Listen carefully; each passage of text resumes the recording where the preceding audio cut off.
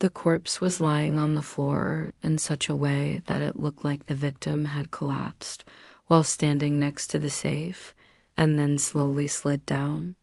However, something seemed off about this scene, but I couldn't quite put my finger on it.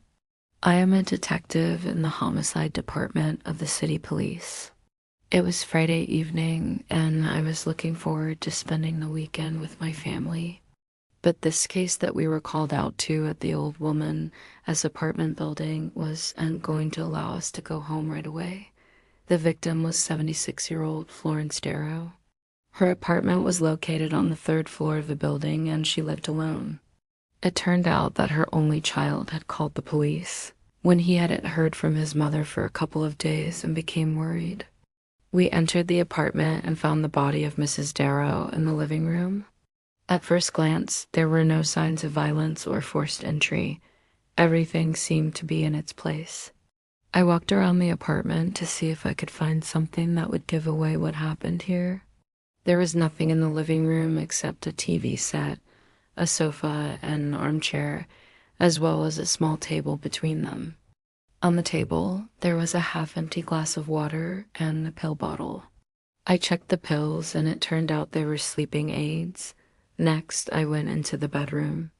The bed was neatly made, and there was a nightstand with a lamp on one side of the bed and a full-length mirror on the other.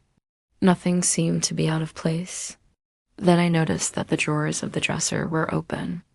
This was unusual because people usually don't leave their drawers open if they had been tidying up before their death. I opened the drawers and saw that they were empty. What was the point of taking everything out? We went into the bathroom. The toilet was clean, and there was no one in the bathtub. On the wash basin, there was a toothbrush, a tube of toothpaste, a soap dish with a piece of soap, and a bottle of shampoo. Everything seemed to be in order. And finally, we went into the kitchen. There was nothing on the counter except some dishes and utensils. I checked the fridge, and it was empty except for a carton of milk. There was also a bottle of wine and 2 wine glasses in the fridge. It was strange that the owner of the house had left food in the fridge, but it just didn't make sense. I examined the corpse. There were no signs of struggle or violence on the body. The only thing that seemed strange was that the wallet, mobile phone, and jewelry were missing from the woman's bag, which lay on the couch. I asked the forensic team leader, Sal, to examine the body for any signs of disease. I wanted to know if this could have been a heart attack. While Sal examined the body, I took another look around the apartment. I wanted to find out if anything was really missing. And that's when I noticed the safe in the corner of the living room. It was unlocked and the door was slightly ajar.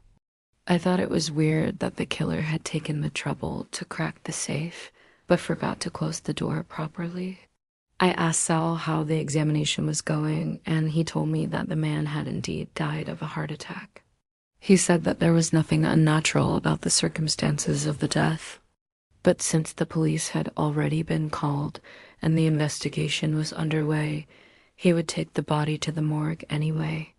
I looked back at the safe and decided that I needed to figure out what was inside it, so I dialed the number of our locksmith. While I was waiting for him, I studied the safe more closely. It was an old model, and judging by its design, it was probably installed in the early 80s. It had a digital lock with a keypad, but the combination was unknown to me. After a while, our locksmith arrived. He connected his laptop to the safe and started trying to open it. About 20 minutes later, he managed to get inside.